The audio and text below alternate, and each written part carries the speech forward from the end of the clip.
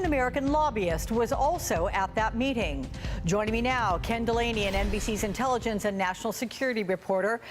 Big welcome back to the broadcast, Ken. Let's talk first about this lobbyist. Who is he and what do we know about him? His name is Rinat Akhmetyan, and he was born in Russia.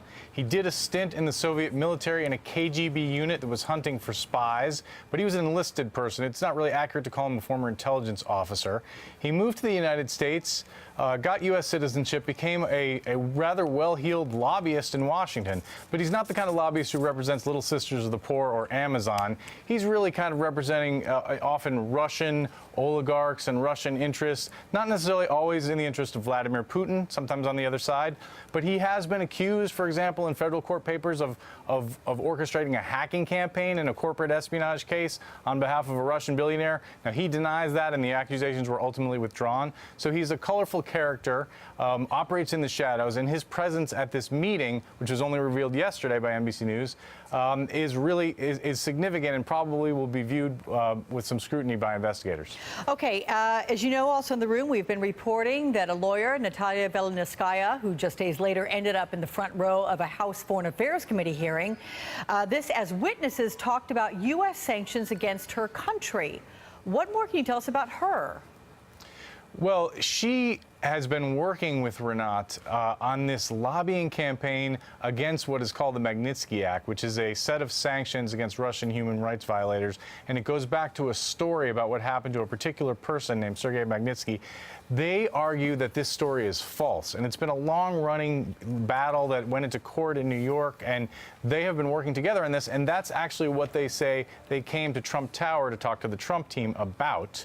But of course, that doesn't really square with the emails that we saw from Rob Goldstone promising derogatory information about Hillary Clinton, which led to the meeting being set up. So do we know if Trump Jr. was shown any documents, if he was given any documents, took away documents from the meeting?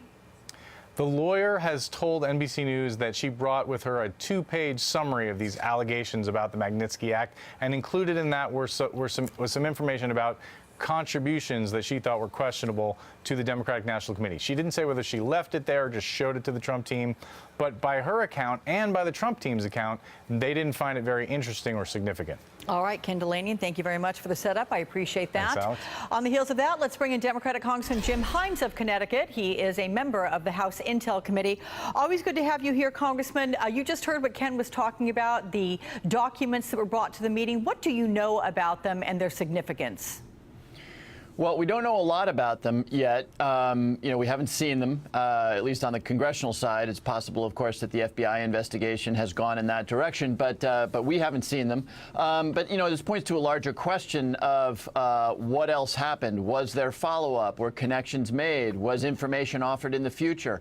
And our job just got harder because while the White House's credibility and the Trump campaign's credibility wasn't terribly high to begin with, this is the episode that really crystallizes as we saw the evolving story of the White House and of Donald Trump Jr. from a meeting that, was just about American adoptions of Russian children to son of a gun.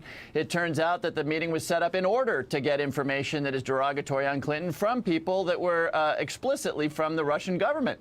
And so, we're sadly, those of us who are charged with investigating this now and the American public can take absolutely nothing that the president's campaign or the president's people or the president's family take seriously. So we've got work to do to figure out what the follow-up from this meeting was. Let's say documents were handed over and kept by Donald Trump Jr. or anyone else who was on behalf of the Trump campaign at that meeting. How significant is that? Does it matter the action of taking documents from potentially members of a foreign government or people that may be speaking on behalf of, if the direction goes that way? Does it matter content? I mean, how does this play out? Well, I think it matters in two ways. One is political or moral, which is, we've been hearing now for almost 6 months that there was no, first of all, it started in January with there was no contact. And then it moved to, after it turned out that the Attorney General and Paul Manafort and Jeff and any number of others had contact with the Russians, it turned out that there's no collusion. And the president saying no one has had any evidence of collusion. Well, now his own son provided evidence of collusion. That is to say, he went into a room anticipating working with the Russians Russians to get derogatory information on Hillary Clinton. So, you know, just from a standpoint of, my gosh, how far we've come, yes, there was collusion. This meeting is significant. The other big question, of course, is did any of this violate the law? And that's a much more difficult question.